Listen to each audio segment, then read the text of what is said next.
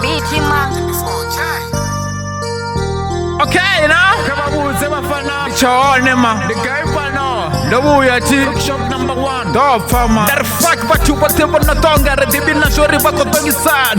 Ndari chifinga chiko gidi mesa ndari bato bache na rufuno. Ndari musini chito damu shumo ninga siwane balanga chabautu nizingame boy. Ndari fano ndishangoni chingu na chimweri doboni sana nisongo chirango tonge. Ndari basongo tongera basina ngori la machuro banga sini dive. Nifandi chitereza ndichiwana batu bachi tonga. What the fuck nigga?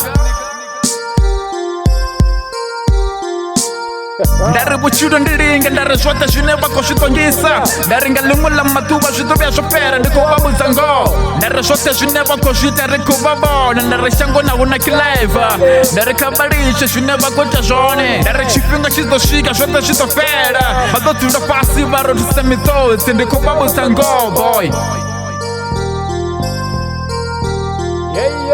Atishpasha vachuva nodzura vachikokora asi vuchiro vunova kwovuchira ndari mutu angafanga ndara vatu vahone ndari vatu vayakore vayanengiso vayabora vasongozita mutu wakwini ngori machiro vadora vaseya avana rufuno mara vadzuro vachikoyakereke nduva naduva nabarabera mupe muzimu ndari zvingasinake musi richikochira ngotongerana masongora tongera savana vakorokoshe vakwatomuri bora